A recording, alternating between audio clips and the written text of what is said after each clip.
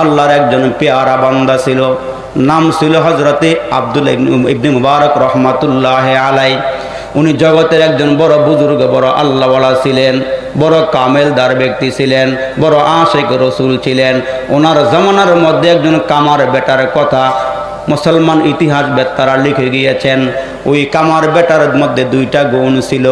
এই দুইটা গুণের কারণে লোকটা এমন দামি হয়ে গেছি। লোকটা যখন মারা যায়, লোকটা মারা যাওয়ার পরে এই আল্লাহর ওলি স্বপ্নে দেখেন লোকটা আল্লাহর জান্নাতের ভিতরে ঘোরাফেরা করতেছে। আর লোকটার কর্ম ছিল কি? লোকটা কি কাজ করত? লোকটা ছিল কামার। আগুনের মধ্যে লোহা গরম করিয়া পিটাইয়া পিটাইয়া দা বানায়, কোদাল বানায়, খন্তি বানায়, বডি বানায়। কাজ হলো এইটা। এই লোকটা মারা যাওয়ার পর তাকায় দেখে লোকটা জান্নাতে ঘোরাফেরা করে।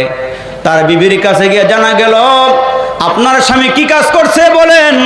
আপনার স্বামী কি কাজ করছে যেই কারণে আপনার স্বামী জান্নাতের মধ্যে ঘোরাফেরা করতেছেন? আমার স্বামী সারাদিন সকালবেলা ঘর থেকে বের হইয়া দোকানে যাইতো। সারাদিন আমার স্বামী লোহা গরম করিয়া করিয়া দা কোদাল খন্তি বডি বানায়, চাকু বানায়, ছুরি বানাইতো। আর রাতের বেলা ঘরে আসার পর যখন দেখতো পাশে এই আল্লাহর ওলি ছাদের মধ্যে উঠিয়া উঠিয়া নামাজে দাঁড়াইয়া দাঁড়াইয়া, তাহাজ্জুদে দাঁড়াইয়া দাঁড়াইয়া রাত কাটায়, আমার স্বামী কইতো, আল্লাহ গরিব না বানাইলে, সারাদিন দোকানে কাজকর্ম না করলে আমিও হুজুরের মতন সারা রাত তাহাজ্জুদে কাটাইতে পারতাম। কিন্তু গরিব বানাইছো, দিন আনে দিন খাই, এই জন্য রাত ইবাদতে কাটাইতে পারি না। এই ছিল আমার স্বামীর একটা গুণ। আর দ্বিতীয় গুণ ছিল, আমার স্বামী যখন লোহাটা আগুনে গরম করছি, লোহাটা আগুনে গরম করার পর আমার স্বামী লোহাটা গরম করছে, হাতুড়িটা উপরের দিকে উঠাইছে, লোহার মধ্যে পিটুনি দিবে, লোহার মধ্যে বাড়ি মারবে। যেই মাত্র আমার স্বামী হাতুড়িটা উপরের দিকে উঠাইছে, বাড়ি মারবে, কিন্তু হঠাৎ করে যখন কানে আওয়াজ এসে গেছি, আল্লাহু আকবার, আল্লাহু আকবার, আল্লাহ নামের বরত্বের আওয়াজ যখন আমার স্বামীর কানে আসছি, আমার স্বামী লোহার মধ্যে বাড়ি না দিয়া পিছন দিক দিয়ে হাতুড়াটা ফালাইয়া, লোহার জায়গায় লোহা রাখিয়া, হাতুড়ির জায়গায় হাতুড়ি রাখিয়া আমার স্বামী একটা দৌড় দিছে গো। আমার স্বামী কয়, আগে নামাজ তারপর হইল কাজ। এই দুইটা গুণের কারণে আল্লাহ পাক রব্বুল আলামিন তারে জান্নাতের ফয়সালা করে দিয়েছেন। যেমন দুইজন সাহাবী, নবীর দুইজন সাহাবী একই দিনে কালমা গ্রহণ করলেন। আমার দিকে খেয়াল করেন, কথা মনোযোগ দিয়ে শোনা লাগবে। একই দিনে দুইজন সাহাবী কালমা গ্রহণ করেছেন। এদের আমলের বেলায় নামাজের সওয়াব একরকম, রোজা রাখছে সওয়াব একরকমের, যাকাত দিছে সওয়াব একরকমের, সব আমল একরকমেরই ছিল। মৃত্যুর পরে দেখা যায় একজনের জান্নাতের স্থান তৃতীয় তলায়, আরেকজনের স্থান হলো দ্বিতীয় তলায়। দুজনের আমলও ঠিক, একই দিনে তারা কালমা পড়েছে, একই দিনে তারা মৃত্যুবরণ করেছেন। কিন্তু দেখা যায় জান্নাত বন্টন হইছে, একজনের বাসস্থান তৃতীয় তলায়, আর একজনের বাসস্থান হলো দ্বিতীয় তলায়। ওই দ্বিতীয় তলার বাসিন্দাটা আল্লাহকে ডাক দিয়ে কয়, মালিক, দুজনে ইসলাম গ্রহণ করলাম একই দিনে, নামাজের সওয়াব অন্য অন্য আমলের সওয়াব একরকমের, মৃত্যুবরণ করলাম একই দিনে, কিন্তু বান্দার স্থান হলো তৃতীয় তলায়, আমার স্থান হলো দ্বিতীয় তলায়। কারণটা কি? আল্লাহ পাক রব্বুল আলামিন বলবেন, তোমাদের উভয়ের আমলগুলো ঠিকই ছিল, কিন্তু এই বান্দা একদিন সুবহানাল্লাহ বেশি বলেছিল, এই জন্য তার জান্নাতের ঠিকানা তৃতীয় তলা। সুবহানাল্লাহ। ওই দিন মানুষগুলো আফসোস করবে আর বলবে, আল্লাহ, জাউচর মাদ্রাসার মাহফিল চলছিল, দোকানে বসেছিলাম, আসতে পারি নাই। সেদিন বান্দাগুলো আফসোস করবে আর বলবে, কি করলাম রে, কি করলাম রে, কি করলাম, সোনার যৌবন হেলায় খেলায় খোয়াইলাম তারে না রে, কইরা কইরা জীবন কাটাইলাম, আমরা সবাই জান্নাতেরই রাস্তা হারাইলাম। মাটির দেশে বাড়ি আমার, মাটির দেশে ঘর, মাটির দেশে দেশে বাড়ি আমার, মাটির দেশে ঘর, কবর দেশে বাড়ি আমার, কবর দেশে ঘর, কবর দেশে কেউ নাই রে ভাই, সবাই আমার পর। আসছো একা যাবে একা, সঙ্গে নিবা কি? আসছো একা যাবে একা, সঙ্গে নিবা কি? সঙ্গে নিবা দুটো নাম, মুসলমান আল্লাহ আর নবী। এ দুনিয়া মিশে বলে ভাই শুধু আশার খেলা ঘর, চোখ বুঝিলে দেখবি রে মন, কে আপন কে বাপর। কোথা থেকে আগমন, কোথা যেতে হবে, কে আনিল কি কারণে জানা নাই ভবি। ওরে ভোলা মন তাতে নিমগন, মরণে স্মরণ করো, বলে বলে তোর ফুরিয়েছে আয়ু, এখনো না হলো ডর। কুজা কারুন কুজা ফেরাউন, কুজা নমরুদ সুদ হামান, কুজা শওকত তিয়াজ শাহে, কুজা তখতে সুলাইমানি। এখন জাহাজ গাড়ি হাওয়ায় চলে কলের বিদাত, এখন জাহাজ গাড়ি হাওয়ায় চলে কলেরই বিধান। মুসলমান আল্লাহ পাক রব্বুল আলামিন বলেন, এই দুনিয়ার মধ্যে ইহুদিরা বসবাস করে, খেয়াল করে কথাগুলো শুনে যান। নাসারারা বসবাস করে, হিন্দুরা বসবাস করি, আমরা মুসলমান তাকায় দেখি আমরা অনেকে বিত্তশালী না, অনেক সম্পদের মালিক না। কাফের বেদিনদেরকে আল্লাহ শান শৌকত দিলেন, টাকা দিলেন, গাড়ি দিলেন, বাড়ি দিলেন। এদের পাওয়ারও বেশি, এদের রাজত্বের ক্ষমতাও বেশি। আল্লাহ পাক রব্বুল আলামিন আমাদেরকে তো এত কিছু দিলেন না। তাহলে ভালো করে শোনেন, মুসলমান দুইজনের ইতিহাস লিখতে গিয়া ইতিহাস বেত্তারা লেখেন, একজন মুসলমান আর একজন ইহুদি, দুজনের মৃত্যু গণায় আসছি, দুজন দুনিয়ার থেকে বিদায় হয়ে যাবে। এদের শেষ তামান্নাটা কি, শেষ বাসনাটা কি ছিল? মুসলমান মৌতের সময়, ইন্তেকালের সময় ছেলেদেরকে ডাক দিয়ে বলে, ও আমার ছেলেরা, আমার মনে হয় আমি আর বেশি দিন বাঁচব না। এই মুহূর্তে আমার মন চাইতেছে জয়তুন তেল দিয়া রুটি বানাইয়া খাইতাম। তোমরা আমার জন্য জয়তুন তেল কিনিয়া আসো, রুটি বানাইয়া আমারে খাওয়াইয়া দাও। আমার মনে হয় আমি বেশি দিন দুনিয়ায় থাকবো না। তোমরা আমার শেষ তামান্নাটা পূরণ করে দাও। আপনার আমার যেদিন সাকরাত শুরু হয়ে যাবে, মৃত্যু যন্ত্রণা শুরু হয়ে যাবে, যেদিন শেষ নিঃশ্বাস আমরা ত্যাগ করে কবর দেশে রওনা হয়ে যাব, চতুর্দিকের মানুষের মাঝে খবর হয়ে যাবে, জাউচরের উমুক মনে হয় বাজবে না, মৌতের বিছানার মধ্যে পড়া আছে, সাকরাত মনে হয় শুরু হয়ে গেছে।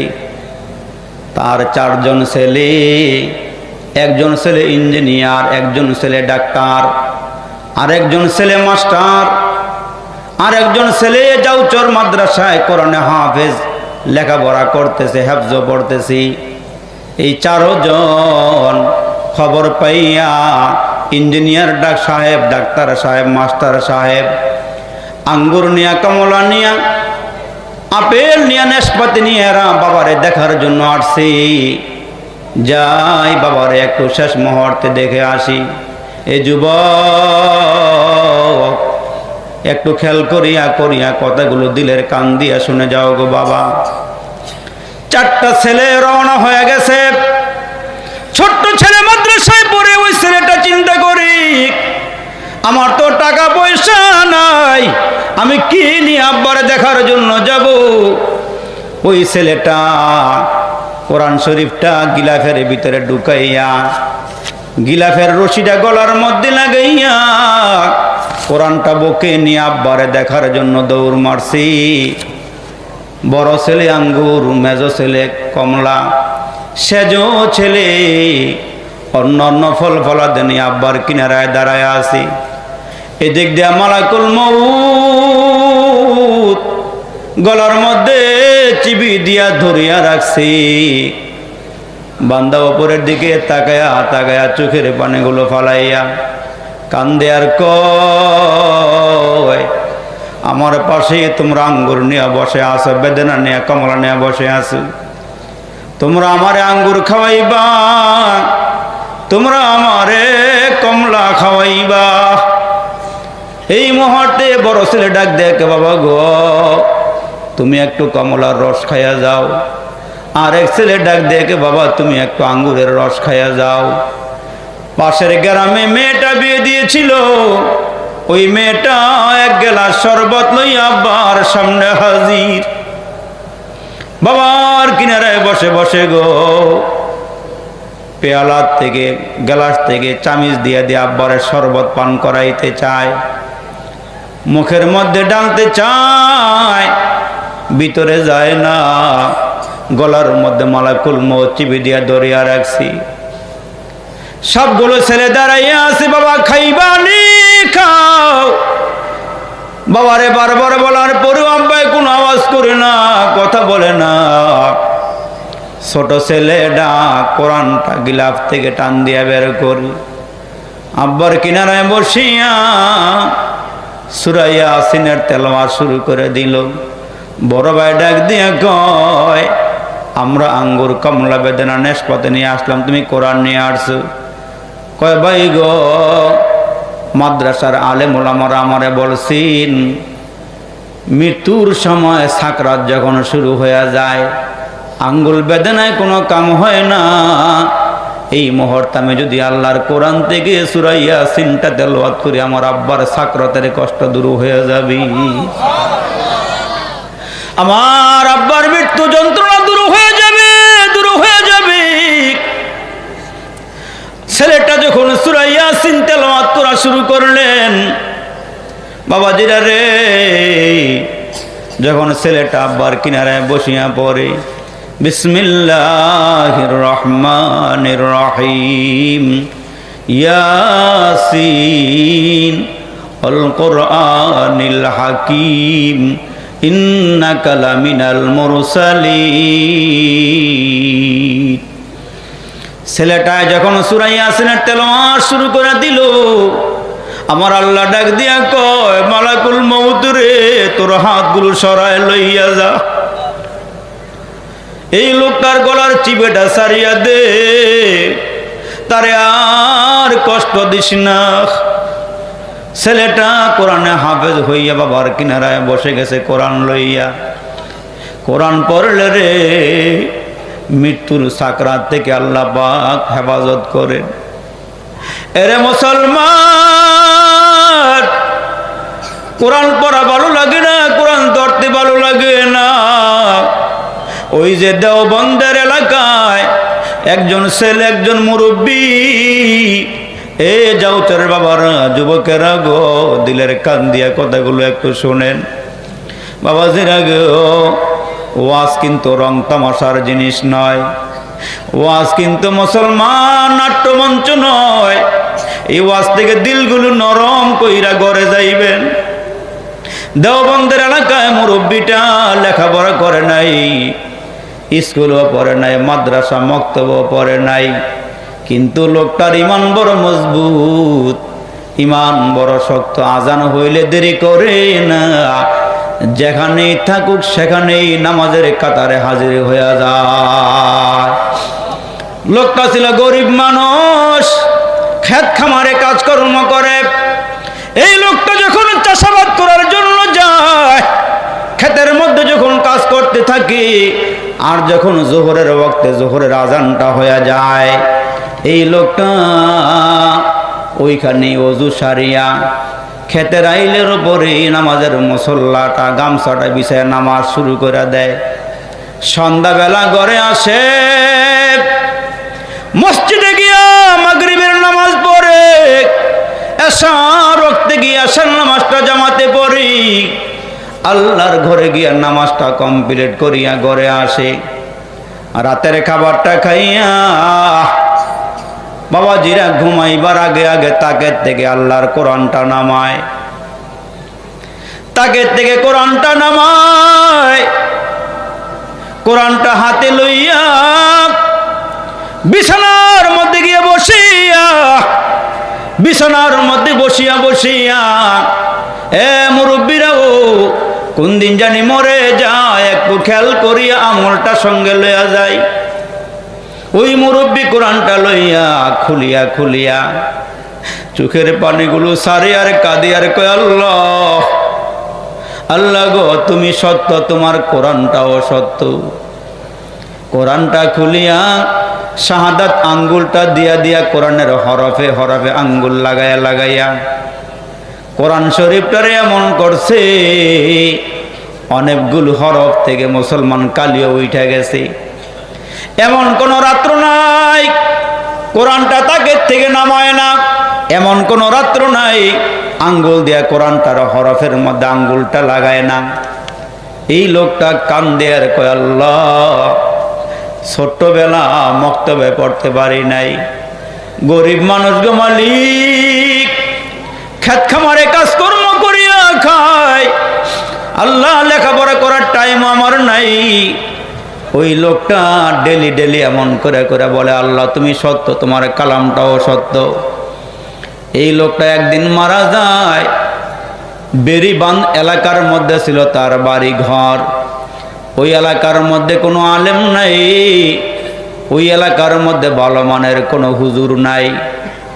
এলাকার লোকেরা পড়ছে বিপদে। এখন লোকটা মারা গেল, কে তার গোসল করাবে, কে তার জানাজাটা পড়াবে? এ যুবক বাবাজিরা রে, লোকেরা গিয়া বেরিবান্ধে দাঁড়াইয়া আছি, বেরিবান্ধ এলাকার মধ্যে দাঁড়াইয়া খুঁজতেছেন কোন আলেম এই রাস্তা দিয়া যায় কিনা, কোন হুজুর এই রাস্তা দিয়া যায় কিনা। দীর্ঘ সময় দাঁড়ানোর পর হঠাৎ করে তাকায় দেখে একজন দাড়িওয়ালা মানুষ, মাথার মধ্যে টুপিও আছি, রাস্তা দিয়া কোথায় জানি রওনা হয়ে গেছি। লোকটার সামনে গিয়ে দাঁড়ায়, বলে ভাই কই যাইবেন আপনি? আমরা আপনার সাথে একটু কথা বলতে চাই। কয় কি কথা বলেন, আমার টাইম কম, আমি অফিসে যাব। কয় ভাই এই বেরিবান্ধ এলাকার মধ্যে একজন মুরব্বী মারা গেছে, এই মুরব্বীটার জানাজা কে পড়াবে, গোসল কে করাবে, কোনো মানুষজন নাই। লোকটায় ডাক দিয়ে বলে, অল্প সময়ের ভেতরে হইলে আমি পারবো, গোসল করানোর নিয়ম আমার জানা আছে, কাফনের কাপড় পরাইয়া জানাজা পরাইবার সিস্টেম আমার জানা আছে, অসুবিধা নাই, তাড়াতাড়ি করেন চলেন। ওই লোকটা বড় আলেম নয়, কিন্তু আলেম উলামার সঙ্গে থাকিয়া জানাজার নামাজ কেমনে পড়াইতে হয় জানি, গোসল কেমনে করাইতে হয়, কাফন কেমনে পরাইতে হয় তাও জানা আছে তার। তাড়াতাড়ি করিয়া গিয়া তারে গোসল দিয়া কাফন পরাইয়া জানাজা পরাইয়া দিয়া বলে, আমি চলে গেলাম। কয় ভাই যাইয়েন না, আপনি কেমনে লাশটা নামাইতে হয় আমাদের সিস্টেম জানা নাই, আপনি মেহেরবানি করে আমাদের সঙ্গে একটু কবরস্থানে চলেন। ওই লোকটা বলে চলো যাই। ওদের সঙ্গে কবরস্থানে গিয়া লোকটার লাশটার কবরে নামাইছি। লাশটা কবরে নামাইতে গিয়া পকেটের মধ্যে ছিল অফিসিয়াল কার্ড, আইডেন্টি কার্ডটা পকেটের ভেতরে ছিল। এই লোকটার পকেটটা যখন নিচু হইছে, কবরের ভেতরে তার আইডেন্টি কার্ডটা ভেতরে পড়ে গেছে। লোকটা লাশ দাফন করে অফিসে চলে গেল। অফিসের গেটে যাওয়ার পর দারোয়ান ডেকে বলে, ভাই ভিতরে ঢুকবেন, কার্ডটা শো করেন, কার্ডটা দেন। লোকটা পকেটে হাত দিয়ে দেখে কার্ড নাই। অনেক খোঁজাখুঁজি করার পর টেনশনে পড়ে গেল, আমি কেমনে অফিস করুম, পকেটে যে কার্ড নাই, এখন আমি কি করি, আমার কার্ডটা কোথায় পড়লো? দীর্ঘ সময় চিন্তা করার পর ওই লোকটার মনে হইছে কবরের ভিতরে কার্ডটা পড়ছিল। এই লোকটা আবার দৌড় মারছে এলাকাবাসীর কাছে, আইসা এলাকার লোকদেরকে ডাক দিয়ে, ভাই পকেট থেকে আমার কার্ডটা কবরের ভিতরে পড়ে গেছি, এই কার্ড ছাড়া তো আমি অফিসে ঢুকতে পারতেছি না। মাথার দিক দিয়ে একটু মাটিগুলো সরাইয়া আমার কার্ডটা আমি একটু সংগ্রহ করে নিয়ে যাই। এলাকার লোকেরা কয়, যেহেতু আপনি উপকার করছেন আমরাও আপনার উপকার করে চলেন যাই। এরে মুসলমান, যেই মাত্র গিয়া কবর মাথার দিক দিয়ে খনন করছি, মাটিগুলো সরাইছি, আল্লাহর কি মর্জি গো, আল্লাহর কি খেলা। মাথার দিক দিয়া মাটিগুলো সরাইতে দেরি হইছি, তাকায় দেখে পুরা কবরটা আলোকিত হয়ে আছে। কবরের ভিতর থেকে মেশকো আম্বরের গ্রান বার হইতেছে। কবরের ভিতর থেকে গ্রান আর গ্রান, এরা নবীর উম্মতের দল। কবরের ভিতর থেকে গ্রান আর গ্রান। লোকেরা কয় কিরে, যেই লোকটা সমাজে কোনো দামি মানুষ ছিল না, টাকা পয়সা ধন সম্পদ তেমন ছিল না, খাবার খাইতে গেল সবার পরে খাওয়াইছি, লোকটারে দুরু দুরু করিয়া কতবার তাড়াইয়া দিছি। এই লোকটা অশিক্ষিত, বেশি লেখাপড়াও করে নাই, তার কবরটা এত সুন্দর হলো কেন? আল্লাহর ওলি কারি তৈয়ব সাহেব রহমাতুল্লাহ আলাইহি বলেন, আমিও খবর পাইলাম ওই লোকের কবরের ভিতরের থেকে গেরান আসি। সোজা আমি তার বাড়িতে গেলাম, গিয়ে তার মেয়ে সন্তানরে পাইলাম। পাইয়া গিয়া ডাক দিয়া কই, মাগো তুমি তো বলতে পারবা তোমার আব্বার আমলগুলো কেমন ছিল? মেয়েটাই ডাক দিয়া কয়, হুজুর আমার আব্বা তেমন লেখাপড়া করে নাই, বিদ্যা বুদ্ধি তো বেশি ছিল না, আমার আব্বা নিয়মিত 5 ওয়াক্ত নামাজ পড়ছি। হুজুর ক্ষেত খামারে কাজকর্ম করছে, আজান হয়ে গেল ওইখানে নামাজ পড়ছে। যখন বাড়িতে আসছি, আজান হইলে আমার আব্বারে কেউ দরিয়া রাখতে পারে না। আব্বা বলছে আগে হবে নামাজ, তারপরে হবে কাজ। আগে নামাজ তারপরে কাজ, আগে নামাজ তারপরে কাজ, তারপরে ডিউটি, তারপরে দুনিয়াবি কাজ। হুজুর আমার আব্বার স্পেশাল একটা আমল ছিল, সেই আমলটা হইল, আমার আব্বা যখন রাতের বেলা ঘরে আসছি, আমার আব্বা আমি দেখছি বাবা মারা গেছে এত কাঁদে নাই, মা মারা গেছে এত কাঁদে নাই। হুজুর রাতের বেলা ঘরে আইসা কোরআনটা লই আমার আব্বাই যত কান্না করছি। হুজুর গো, আমার আব্বা ঘরের ভিতরে আসিয়া এমন কোন রাত নাই কাঁদে নাই, কোরআনটা ভিজাইয়া ফেলাইছে, বুকটা ভিজাইয়া ফেলাইছে কান্দতে কান্দতে।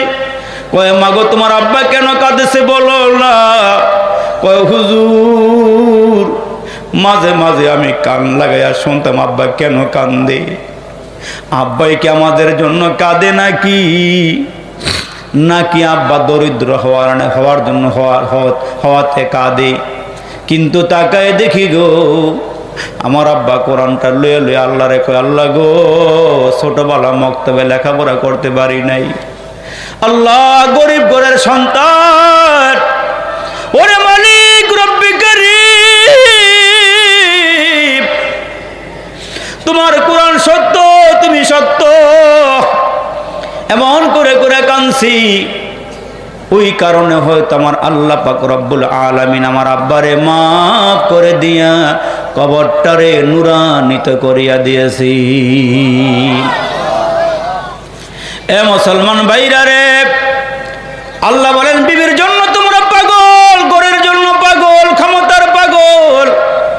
শুনিয়া রাখো যে বিবি তোমার জন্য এত কান্না করি, তুমি যদি আজকে রাতের বেলা মারা যাও, যদি বলা হয় বিবি গো আমি আজকে মারা যাবো, মনে করেন মারাই গেলেন, এলাকাবাসীরা খবর পাই আপনার ঘরে আসলো, রাত্র অর্ধেক হয়েছে এখন আসলে হয় নাই, আদরের বিবিকে আপনি বললেন, এলাকাবাসী বলে একটা কাজ করো, তোমার প্রাণপ্রিয় স্বামী রাতের বেলা লাশটার সঙ্গে তোমার একটু থাকা লাগবে। কোনো বিবি রাজি হবে?